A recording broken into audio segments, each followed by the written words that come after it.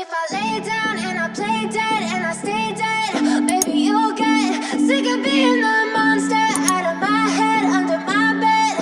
Think you're something out of my nightmares. Terima kasih sudah klik video ini, tapi jangan lupa guys klik tombol subscribe, karena subscribe itu gratis. Dengan subscribe kamu support channel ini terus untuk upload hampir setiap hari. Ingat, subscribe itu gratis, gak ada ruginya kamu klik tombol subscribe guys. Selamat menonton, enjoy.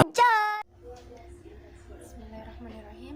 Assalamualaikum warahmatullahi wabarakatuh. Salam sejahtera buat kita semua. Semoga di pertemuan kali ini kita dalam keadaan sehat walafiat.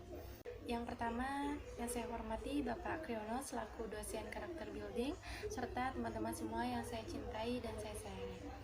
Di pertemuan kali ini saya akan mempresentasikan tentang isu keprihatinan bangsa Indonesia mengenai narkoba. Sebelum kita membahas lebih dalam narkoba, apa sih itu singkatan dari narkoba? Mungkin beberapa teman-teman semua di sini sudah mengetahui apa itu singkatan dari narkoba, dan mungkin juga beberapa teman-teman yang belum mengetahui singkatan dari narkoba ini. Singkatan narkoba itu adalah narkotika, psikotropika, dan obat-obatan berbahaya, atau bisa disebut dengan narkotika dan obat-obatan.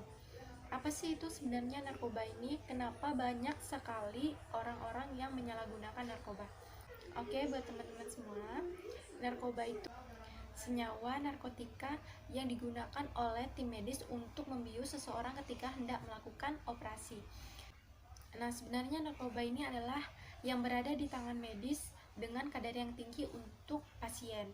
Tapi sangat disayangkan sekali, sekarang tidak hanya sedikit tetapi banyak sekali orang yang telah memperjualbelikan, banyak yang telah mengkonsumsi narkoba ini tanpa resep dokter. Jadi untuk mengonsumsi obat ini harus dengan dalam pengawasan dokter atau dengan resep dokter, seperti itu. Nah, buat teman-teman, tadi kita sudah membahas tentang singkatan dari narkoba, apa itu narkoba, lalu selanjutnya kita membahas tentang efek dari jika mengonsumsi obat-obat ini terlalu berlebihan. Jika mengonsumsi narkoba ini secara berlebihan, itu maka berdampak negatif bagi si pengguna yang terlalu berlebihan tersebut. Apa saja itu efeknya? Tentu banyak, tapi di sini saya akan sebutkan beberapa efek buruknya, yaitu untuk efek buruknya yang pertama itu sering keringatan.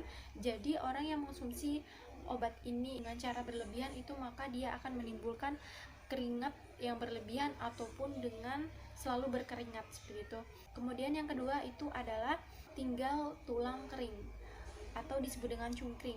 Nah, dan buat mereka yang sering menggunakan narkoba ini ataupun juga dengan menggunakan selalu berlebihan, itu akan mengakibatkan kecanduan. Dan yang selanjutnya yang kita bahas adalah jenis-jenis narkoba. Ada beberapa banyak orang yang telah mengetahui narkoba tapi belum tahu apa saja jenis-jenis narkoba. Nah, di sini saya akan membahas tentang jenis-jenis narkoba. Ada banyak jenis narkoba, tapi yang umum digunakan itu seperti heroin, sabu-sabu, ganja, kokain, dan masih banyak lagi.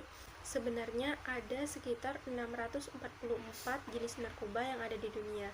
Sedangkan di Indonesia itu ada sekitar 65 jenis narkoba. Untuk data terbaru dari BNN, pada tahun 2017 itu ada sekitar 245 jenis narkoba dan di Indonesia ada 45 jenis narkoba.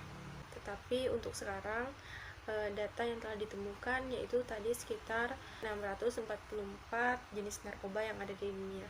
Luar biasa sekali untuk perkembangannya.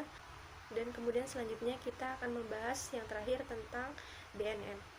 BNN itu adalah Badan Narkotika Nasional. Jadi buat kalian semua yang mengetahui ada pecandu narkoba ataupun ada yang mengkonsumsi narkoba, segera melaporkannya kepada pihak yang berwajib seperti BNN terdekat ataupun di kepolisian terdekat.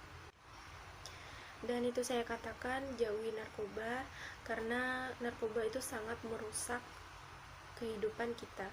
Kalau kita sudah terjerumus ke narkoba, maka sangat sulit untuk keluar dari dunia seperti itu. Jika kita sudah terjerumus, maka tidak hanya yang dirugikan diri kita sendiri, tetapi juga keluarga dan juga orang sekitar kita.